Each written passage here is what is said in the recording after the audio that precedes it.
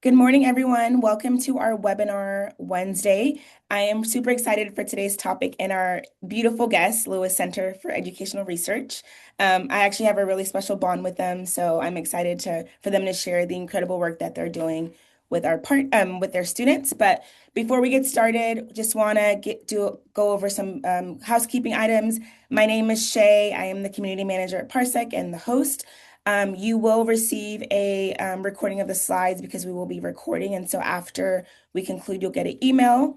And then we love engagement. So if you have any questions that come up while we're going through the slide deck, definitely feel free to leave them in the chat and we will go over them at the end of the webinar.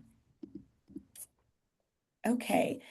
So like I mentioned, I'm super honored to have these three amazing leaders from Lewis Center who are at the forefront of the work that we're going to be sharing today.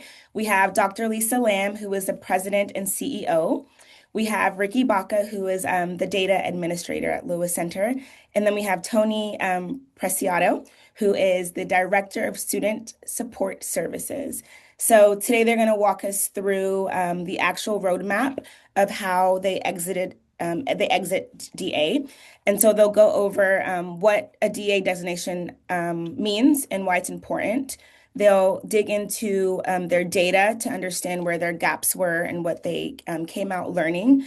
And then they're going to go over how they built an action plan that is super specific, it's evidence-based, and it's built to last. And so with that, I'm going to pass it over to Lisa, Toni, and Ricky. Yeah. Thank you, Shay.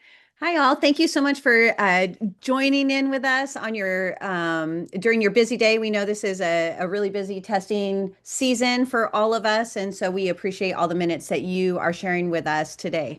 So, please introduce yourself. Kim put some things that we would love to know about you in the chat. So just your name, your school, if you are in DA, because we want this to be as personalized and helpful for you as possible. So like Shay said, I'm Lisa. And Shay, we can go ahead and go forward. And we just kind of wanted to talk to you about the steps in our journey through DA and out of it. We can go ahead. Those are our cute kids, some of our cute kids. So really, when we were looking at DA Now What, we broke it down into about five different steps that we've taken to get through this. The first one was, oh my gosh, what does this even mean, right? It's just like another thing that we're trying to juggle. And so the first thing we thought about was, well, we turned fear into strategy. Get really responsive, right? Like figure out what it is and then build our team and start working on it. The next thing is to complete, and then we partnered with Parsec, I guess would be that we became married to Parsec and have never looked back. And actually, it's probably the biggest silver lining out of everything that happened was that now we have this beautiful relationship and we will never not do our work without Parsec on our side. But so steps 2, 3, and 4, we're going to talk to you about how that happened. And then just continuous improvement, because just because we're not in DA any longer doesn't mean that we're not continuing to work these steps, because they've really just become operational for us, a fabric of how we now look at data and how we're viewing ourselves as instructional leaders. So let's go ahead and go to the next one. Um, so these are the three levels of data that we're looking at. I was actually invited to a call. Ricky and I joined with the State Board of Education and looking at just some of the changes that they may want to make to the differentiated assistance process. And a couple takeaways I took. One, it really does feel like the State Board of Education is looking very seriously to make sure that this process is actually supportive to schools and fit and hear from people who have experienced it. I was excited to hear that we were invited because the thought was that we were in differentiated assistance and shouldn't have been. So, of course, I would always love to be in that category. But also, I realized that we were really fortunate with the DA support that we did have. Our school that was in differentiated assistance is Norton Science and Language Academy. We're a countywide benefit charter school. And for that reason, our authorizer couldn't also provide our differentiated assistance support. And we were partnered then with Riverside County Office of Education, and they were amazing. And I didn't realize that that was just such a blessing. So between our COE and Parsec, I really think that it was a great process for us. So these levels of data were the ones that we walk through with our COE. And Tony's going to talk a little bit more about those as we go through the steps. We can go to the next one. So, like I said, the first thing to do is really turn fear into a strategy. So, build your team. We went in big. We figured this was all in, right? So, myself as the superintendent role, I was not going to miss one of these meetings or any of these conversations. And I think that's really important. We brought our coordinators in, our director of special education. We brought our data folks in, like Ricky, our principal, our vice principal, our counselor, finance, right? Because if we're talking about these things, all of us had to be rowing in the same direction and realize that the thing that matters in every decision that we're making is student success and outcomes, and they had to be measurable. And we learned a lot along the way, right? It's not like we weren't working hard or that we weren't dedicated or didn't have an amazing staff of teachers who are working so hard to support their students. That's always been happening, but it didn't necessarily translate into the results that we needed for our renewal or for our accountability through the dashboard. And so we knew that all of us needed to be on that team and really committed. And then the next one, the next slide is going to talk about solution-itis. So this was a huge aha and probably one of the biggest shifts of perspective that I have had through this process. And I still have to be reminded of it. I am a swimmer, right? Like I'm always like, problem, I'm going to solve it. Let's go. Like we're gonna get on it. And one thing that I learned through this process was avoid solution-itis at all costs. So these are some of the texts that our COE shared with us that I think were really informative. But it's so true, right? Okay, so our LP scores are low, and we're going to immediately say, okay, we're going to do this. We're going to start a homeroom. We're going to, whatever the solution that we have, we're going to put that in place, right? We're going to write it in our LCAP. We're going to do this. Solution-itis is that this is the definition here, a tendency to fix an ill-defined problem without consulting those most impacted. So here we go, a bunch of adults going to solve a problem, and we're not talking to our kids and we're not necessarily talking with our teachers. And so we had to slow down and we had to get street data. And we know that Parsec can really help us with that qualitative data. And it was surprising, right? It really was surprising. What Ricky will share is what we found was not what we were assuming. So avoid solution-itis. Okay, next one.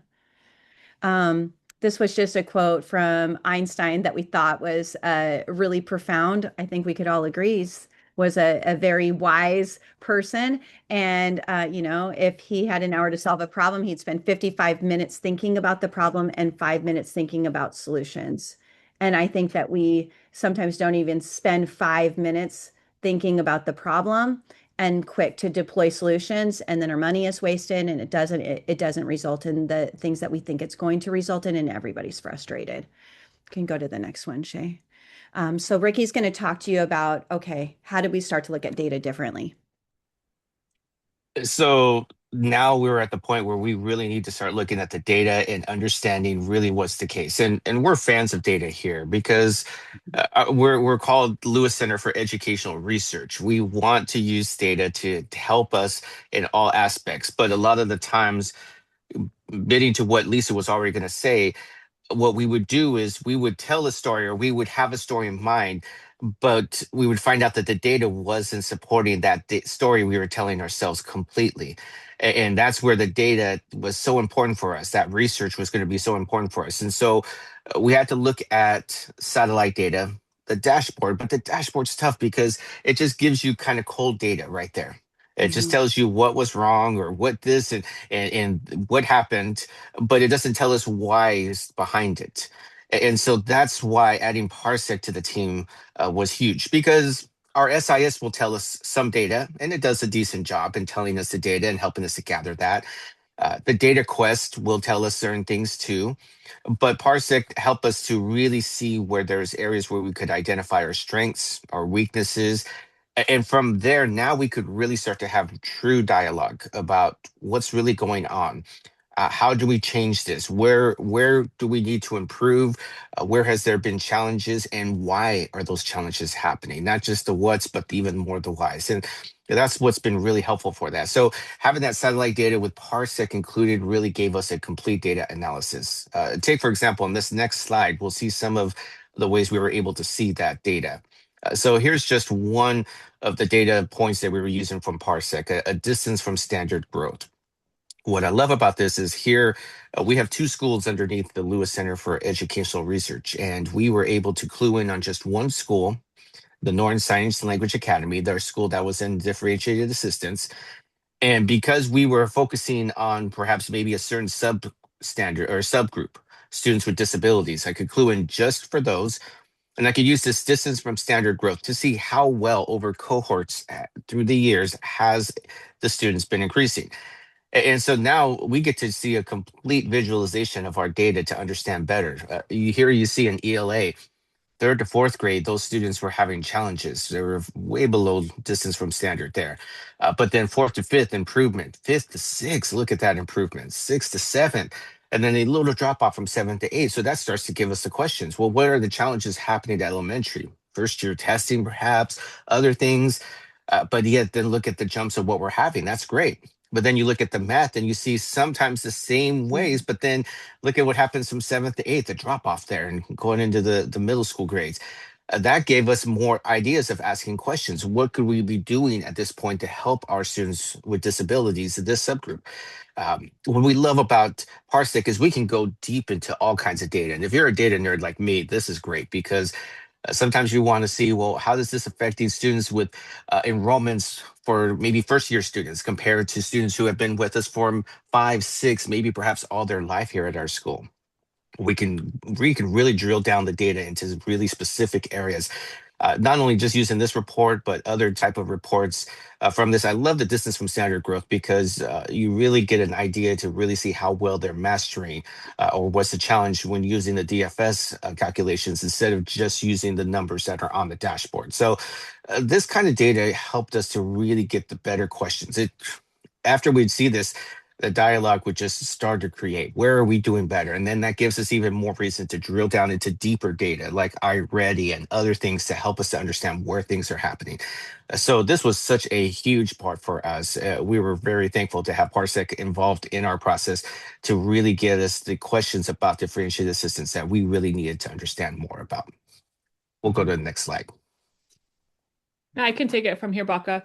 So when Lisa and Baca were sharing a little bit about that process, really where we spent a lot of time was identifying what the problem statement is and really crafting a well-defined problem statement to help us think more specifically about our areas of need. And so we wanted to make sure in writing a problem statement that it met some of those criteria that are listed here about like what is the specific area. When we write a goal, we are all familiar with SMART goals, right? Is it measurable? Are making sure it's not including any kind of implied solutions and that it is aligned with our values. And so what we chose to do for our first inquiry cycle was to pick something that was attainable for us. And so we really looked at all of the data and we narrowed to our suspension data. There was a lot of work going on with English language arts and math by way of there were already some systems and solutions in place. We hadn't done a lot of thinking as an entire organization around our suspensions, specifically with students with disabilities. And so we had implemented some things like alternative learning centers and on-campus suspensions to meet those goals, but we wanted to really dig into the students with disabilities. And so we picked that short term, something where we thought we could find some success pretty quickly.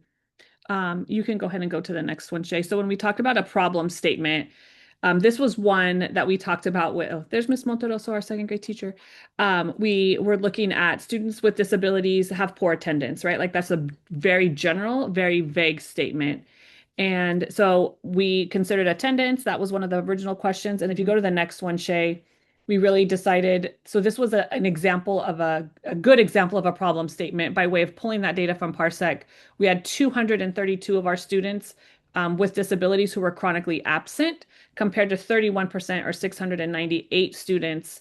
And that's a gap of 8 percentage points. And so why were our students with disabilities absent more than our students without disabilities? So those were just some examples. I don't know if the people that are on right now, have had any experience writing those specific problem statements and looking at the data. So Ricky was talking about the first step is to really look at the data, then to craft the problem statement. You can go ahead, Shay. And then it was, now we need to gather. So once we had identified the problem statement, now it was, now let's go get some more information. So typically in our practice, and I think Lisa talked about this and when she talked a little bit about solution-itis, but typically we had a tendency within our organization to stop at the problem statement and to start to apply solutions. So it was, okay, so here's this gap of 8 points between our students with disabilities and our general education population. Now, what are we going to do about it? And so where we shifted our focus then was, before we come up with any solutions, we need to go get some more data. And so this is where we used Parsec for that map data and street data. So specifically for our problem statement, our first inquiry, which was about regarding suspensions, we really took a look at the information that was in Parsec about suspensions and then connected that also to student performance with iReady and grades. And then street data. Does anybody on here use Parsec Real? Is anybody familiar with Parsec Real? Those of us that have joined.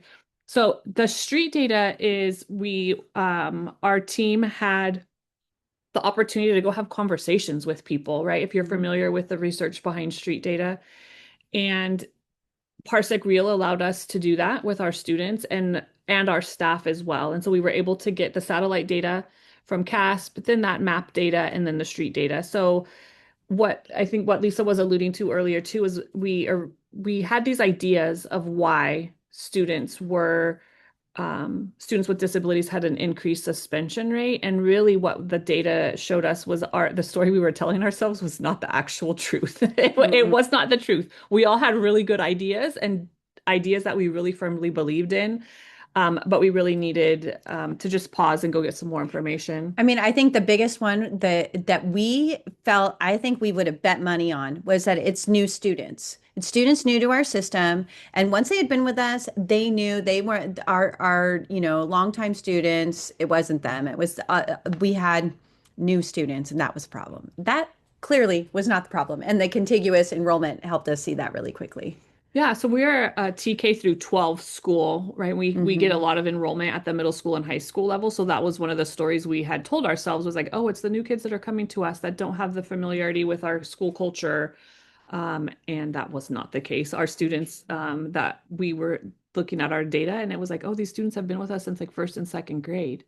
So that was not what we were telling ourselves. And so if you go ahead and go to the next one, after gathering that data, then we were able to apply solutions. Then we were able to really look at where were we, what solutions had we put in place already, how much money we did a cost analysis too, like how much money were we spending on these certain solutions, and then what was the return on investment for some of these solutions that we had developed in the past. And then it was just that continuous cycle. And what's really exciting is the next slide when we look at data, and I'm going to throw it back to Baca, because then we were able to, you can go ahead and go to the next one. We were able to really take a look at our data for all of our students, but specifically with this area of students with disabilities, what that was our inquiry question, right? That was what we were looking at first. But the growth that we saw overall in all of the areas, we were really, really proud of the work that our staff and our students did. And so Baca's going to share a little bit about the dashboard 2-year comparison. I know, Kim, we were very excited. So go ahead, Baca, and then we can open it up to questions after.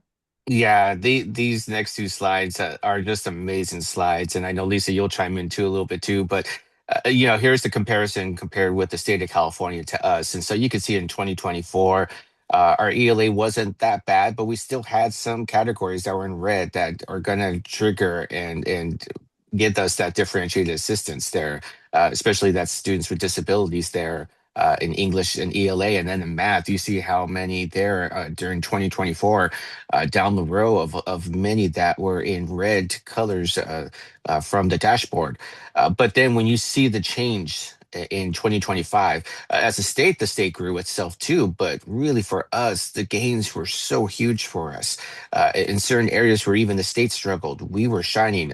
A huge jump in state students with disabilities, almost a 50-point increase, percentage point increase. It's amazing in ELA and math. There, look at that. That's almost a 55-point increase there in math. That's amazing to see those points. And really, now that we knew and understood what data we were looking at, what points we were looking at, then we could really focus in on those students and the support around those students, focusing on the teachers, the instruction to make a difference. And so, how great it was to say that in 2025, we had none of those subgroups in red at all. In our next slide, that will even highlight that even more so because not only ELA and math matter when it comes to differentiated assistance, but so does absenteeism, suspension. Look at that. We're seeing amazing increases there in chronic absenteeism. Look how challenging 2024 was. All throughout all of our subgroups. And then look at the turnaround in 2025. Now we're able to start predicting where we're going to be at, tracking us by a monthly way. And then by doing so, we could help to give the support to the students, especially, we always say, especially during our testing period. This is our strongest period for attendance, and that we've really bunkered down as a team to highlight that, and that's really increased our attendance even more so. Suspension too, being able to see those. And so comparison with the state, it helped us to see we're right on track. We're on the right track for it, and we're excited to see what 2026 numbers are going to be like also. But what again? Seeing that two-year comparison, what an amazing thing. And I don't want to take away from you, Lisa. No, ditto. Yeah, I think that it's just really remarkable, and it does show that. I think one thing we did right was we picked something that we felt we practiced the process with something we felt we could have success with. Like Tony talked about, we picked one thing, students with disabilities and suspensions, but you can see that that impacted that subgroup across the board by all measures, but it really helped us learn that process, and now we're applying that cycle to other areas. And it's just been, it's really rewarding, especially when you can do some things different. We can just go to the last slide and open up for questions. I think probably the other thought that I had was working with Parsec has also allowed me to fish. We've always had folks who are really great at data in our organization. That's Ricky and Heather, and I've always had to go to them to ask, "Hey, I have this question, and I'd like, could you pull this data for me?" And then they do it. Now I can do that myself, and I've learned to what Marshall taught us was interrogate the data, right? And I can drill down, and I can have questions, and I can just be much more thoughtful in my conversations, or I can answer my own questions, or at least start to explore and get more questions. And so I think that that's just been a really big game changer for me. Yeah, I just wanted to add, some of you shared in the chat if you are in differentiated assistance and how long you have been in that cycle. So we were in differentiated assistance for 2 years.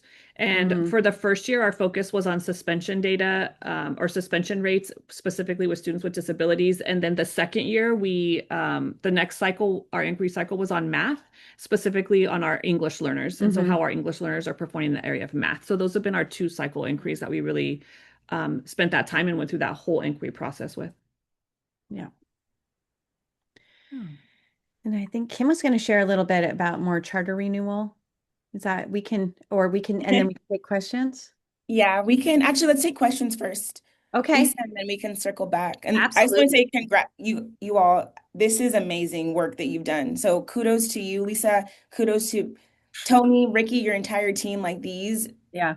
data dashboard results are incredible. So you guys are doing great work. So I want to give you your flowers. But with that, I want to open it up to any questions that anyone may have for the Lewis Center team.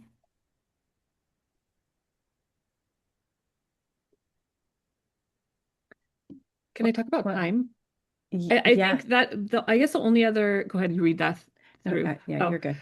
One of the things that I was thinking about when I heard Lisa just give the introduction was that her commitment to attend, right? And I think that was one of the things that we did as a team at the beginning when we received this notification, right? Like, hey, congratulations, you're in differentiated assistance.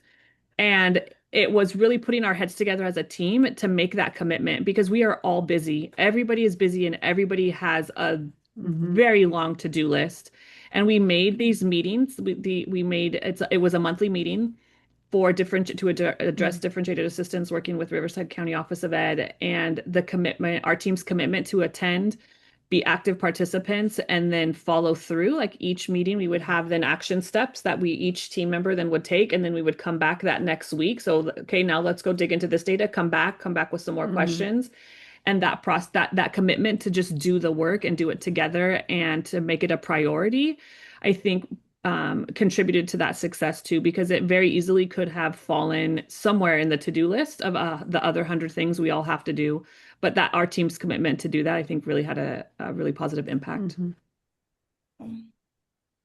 Then, if there aren't any questions, just as we wrap up today's incredible deep dive, it's important for us at Parsec to be able to bridge the gap for many of you on the call. And so we have an amazing playbook that I'm going to have Kim talk about because she is the owner and the baby of this. And so, Kim, if you want to share what we are going to give out as a resource for those who are on the webinar, I would love that.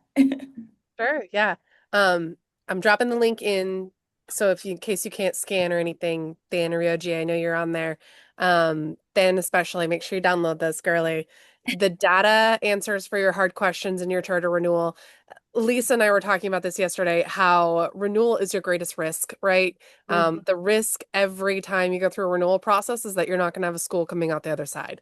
And that is a hard thing to tackle, especially when you're in differentiated assistance. There's a lot of questions your authorizer can bring up and maybe come against you with, but processes like this that the team from the Lewis Center just talked about and where to put that data and how to execute it, things like that are inside of this renewal playbook. And we just think it's a great resource to help you, especially when you get out the other side of that differentiated assistance or you're working through it and seeing the gains like the Lewis Center saw, how to display them in your charter renewal so your authorizer understands that you are doing the things to see the positive results. And here they are, and this is what it looks like. Because getting out of DA, moving forward in DA, whatever your process looks like, for whatever things you're tracking, that transparency that you have with that in your renewal process can actually encourage your authorizer and get them to feel like you guys are so in the right headspace to make a difference. And that's something we want you to showcase. So feel free to download this free resource, take it, use it, have it all over the place. But just know that we're here to help you guys with all of your data needs, especially when it comes to these hard and tricky areas that really can impact and cause more risk to your renewal process. Thank you, Kim. That was beautiful. And with that, thank you again, Lewis Center, for just sharing your journey with us and putting it into steps that are really digestible to understand. For everyone on the call, we hope that this was a phenomenal resource for you. We will send the email recording in the slides, and I'll also make sure that I'll include the team's contact in case you want to reach out for more questions. But with that, we hope to see you all next Wednesday at 10 a.m. And if you have any questions, you can feel free to reach out to us at hello@parseceducation.com. But with that, you all have an amazing rest of your Wednesday, your week, and your weekend.